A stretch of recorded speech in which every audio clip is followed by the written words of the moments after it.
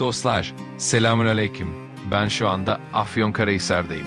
Burası Kütahya'yı da içine alan, Kurtuluş Savaşı'nın yani Büyük Taarruz'un yapıldığı, Yunan işgaline son verdiğimiz ve zaferle taçlandırdığımız o kutsal topraklar. 30 Ağustos'ta büyük bir karşı taarruzla zafere ulaştığımız bu toprakları gezecek, Büyük Taarruz anıtlarını ve şehitliklerini hep birlikte ziyaret edeceğiz. Videoma Şuhut ilçesinden başlıyorum. Burası belki çok öne çıkmıyor ama tarihimiz açısından son derece önemli. Atatürk Akşehir'den Şuhut'a geliyor ve burada diğer komutanlarla birlikte Atatürk evinde Büyük Taarruz'un son planlarını yapıyor. Ardından buradan Kocatepe'ye hareket ederek taarruzu bizzat yönetiyor. Evde bize verilen bilgiye göre yaklaşık 110 bin kişilik bir ordu bu topraklardan harekete geçiriliyor. Ben sırasıyla Kocatepe, Çiğiltepe, Zafertepe yani 30 Ağustos Zafer Bayramı'nın kutlandığı Anıttepe ve devamında Dumlupınar Şehitliği'ni ziyaret edeceğim. Ayrıca yolumuz üzerindeki bazı şehitliklere de mutlaka uğrayacağız. Büyük Taarruz'la ilgili yaşananları ben amatörce anlatmayacağım. Videomun açıklama kısmında bağlantılarını paylaştığım anlatımları kullanacağım. Çünkü uzmanlarından dinlemek çok daha doğru ve anlamlı olacaktır. Bu videoda anlatımlarından yararlandığım kaynaklar şunlardır. Şehit mezarları ile ilgili bölüm NTV'nin Kurtuluş Savaşı'nın Kayık Şehitleri programından, Kocatepe ve Büyük Taarruz kısmı Dumlupınar Üniversitesi tarafından hazırlanan bir YouTube videosundan, Çiğiltepe bölümü ise Türk Tarih Kurumu'nun YouTube kanalında yayınlanan Doktor Selim Erdoğan'ın hazırladığı Afyon'dan İzmir'e Adım Adım Büyük Sefer serisinden alıntıdır. Dostlarım, videomun süresi çok uzamasın diye bu geziyi 2 bölüme ayırdım.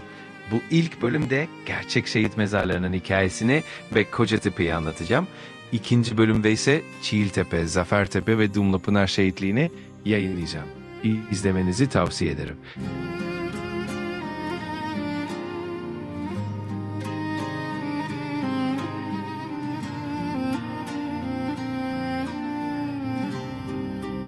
Bilindiği üzere bu anıtlardaki mezarlar gerçek değil, sembolik mezarlardır.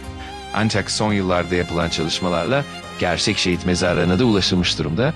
Bu nedenle videoma Kocatepe'ye gitmeden önce bu mezarların bulunmasıyla ilgili çabanın hikayesini anlatarak başlayacağım.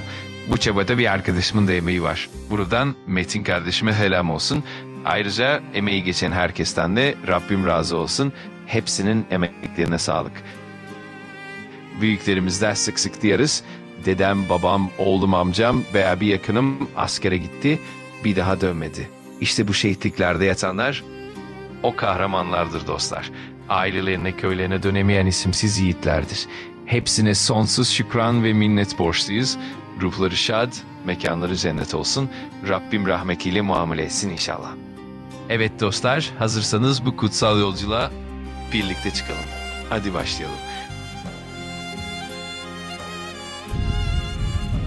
Bastığın yerleri toprak diyerek geçme tanı, düşün altındaki binlerce kefensiz yatanı.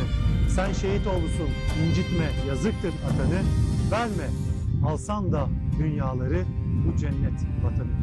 Bu geniş tepelerde aslında bu halkın, bu cumhuriyetin kurtuluş öyküsünü çok net bir şekilde görebilmek mümkün. Düşmanı ülkeden kovabilmek için can verdi. Ve o şehitlerin naaşları yıllardır bu topraklarda kayıptı, bilinmiyordu.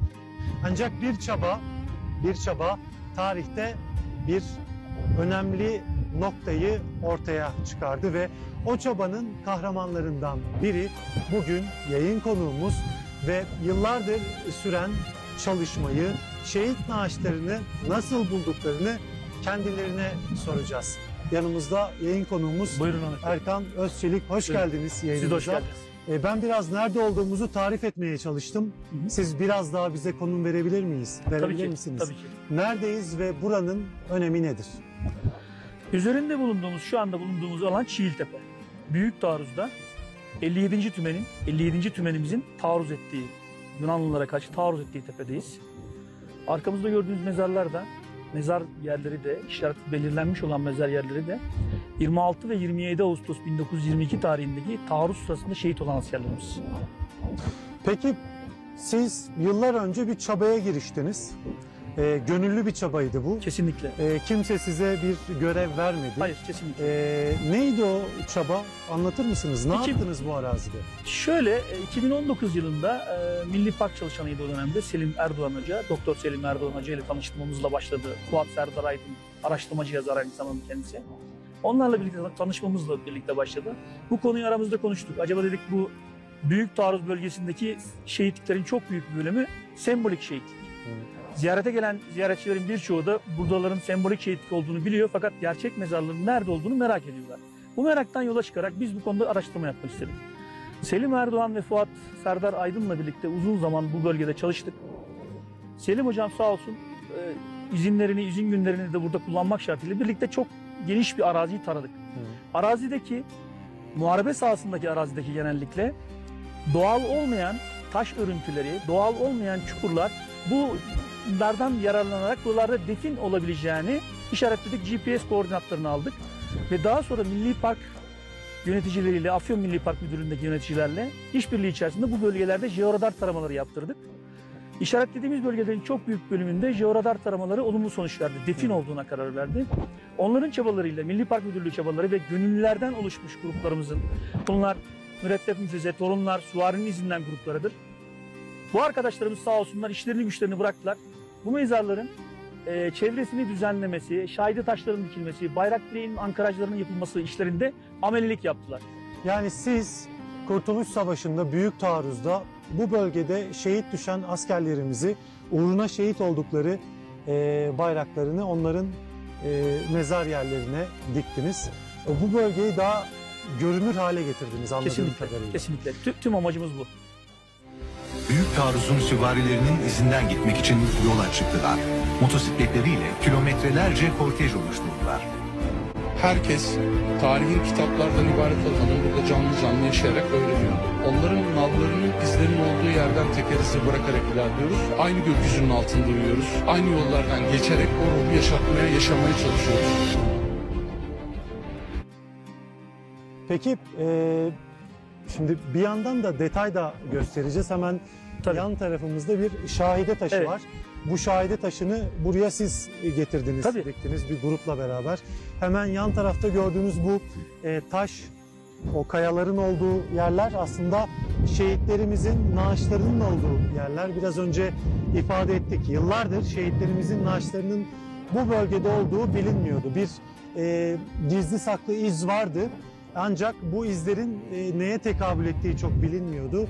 Araştırmacılar bu bölgeye gelip şehitlikleri daha görünür hale getirdiler. Aslında onlara yıllardır duymamız gereken saygının da bir gereği olarak bu çalışmaları gerçekleştirdiniz. Kesinlikle Ahmet Bey. Şöyle bir durum var. Ayrıca bu gördüğünüz gibi bir tek şehitlikte şahide taşımız var, Türk bayrağımız var. Hı hı.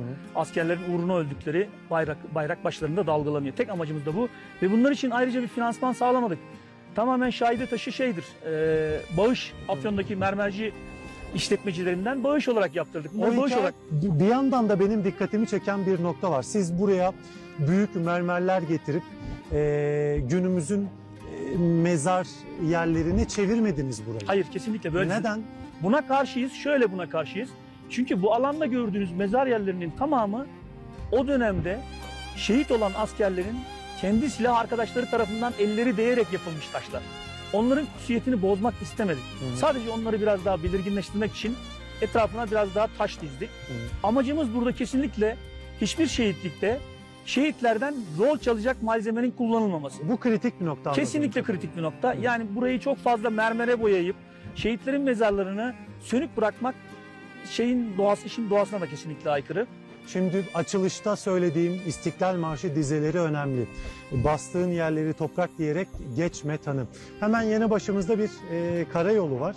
Aslında buradan geçen, eğer buranın yerlisi değilseniz, burada yaşamıyorsanız bu yoldan geçip giderken eğer siz bu düzenlemeleri yapmamış olsaydınız pek çok kişi buranın bir şehitlik olduğunu bilmeyecekti. Asla. Bu Türk bayrağının Asla. neden dalgalandığını, bu şahide taşının neden burada olduğunu bilmeyecekti. O yüzden Kesinlikle. sizin çabanız çok özel bir çaba.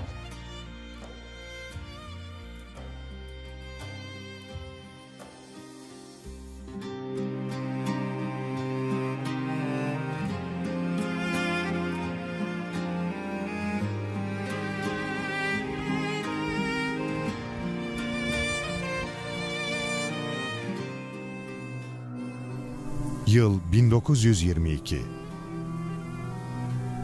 Ağustos'un son günleri.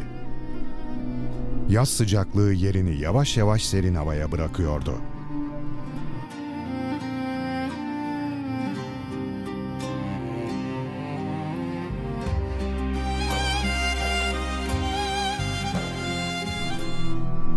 Anadolu, özellikle son yıllarda üstüne çökmüş olan kara bulutlardan yorgun düşmüştü. Geleceğe ilişkin kaygıları vardı. Çünkü Avrupa'da başlayıp kısa sürede yayılan 1. Dünya Savaşı'nda Osmanlı Devleti yenilmiş ve Mondros Mütarekesi'ni imzalamak zorunda kalmıştı. Bu da vatanın büyük bir bölümünün işgaline yol açmıştı.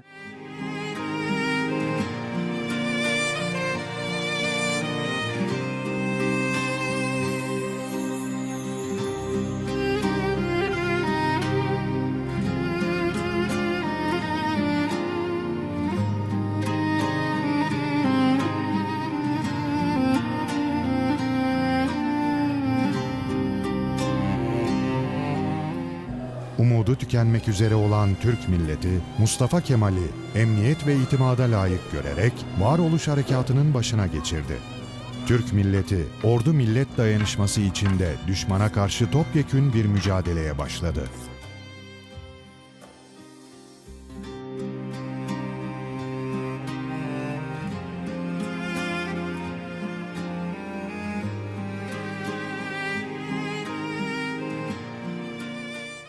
Tarihte Türk milletinin pek çok zaferine şahitlik etmiş olan Ağustos ayı, bu milletin yeni bir zafere daha imza atmasına hazırlanıyordu.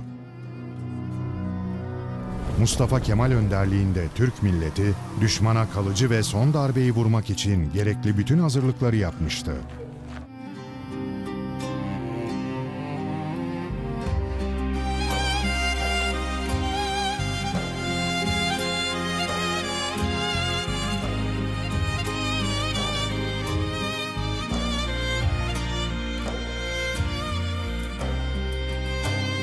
Zaferin kazanılmasında önemli bir rol oynayacak olan süvari birlikleri oluşturulmuş, bütün eksikliklere ve imkansızlıklara rağmen ordunun diğer ihtiyaçları da giderilmişti. Bu hazırlık sürecinde ordusunu yalnız bırakmayan Türk milleti, bütün imkanlarını seferber etmişti.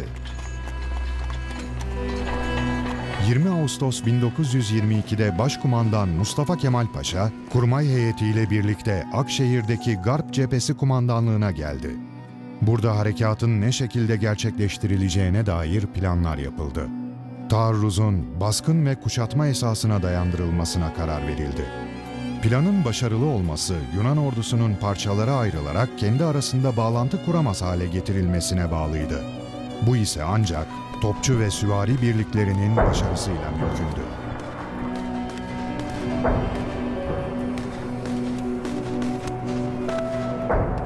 26 Ağustos saat 4.30'da taarruza başlayacak şekilde 1874 rakımlı Kocatepe'ye intikal ettiler. Saat 4.30'da toplu atışıyla beraber büyük taarruz başladı. Kalecik Sivrisi, Beytepe, Belentepe, Çiğiltepe, Tınaztepe hattını Türk kuvvetleri büyük bir şevk ve heyecanla taarruz ettiler.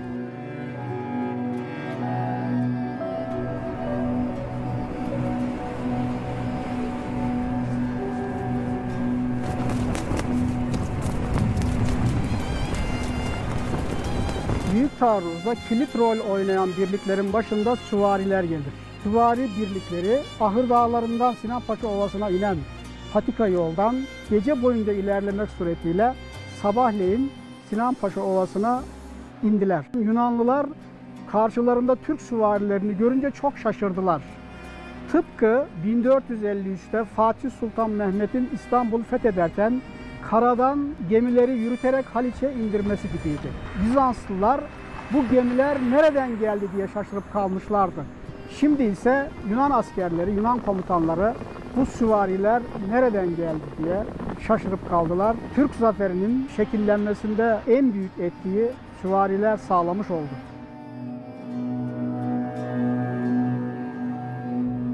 Artık Yunan ordusunu Afyonkarahisar'da tutan herhangi bir tahkimat kalmamıştı.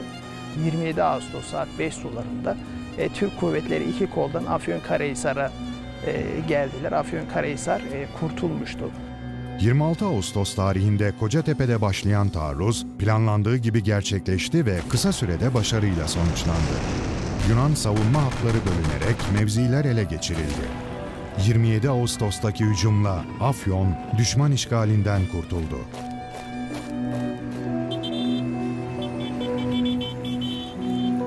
Taarruzun 3. günü olan 28 Ağustos'ta çarpışmalar devam etti. Yunan kuvvetleri yarıldı ve savaş araç gereçleri ele geçirildi.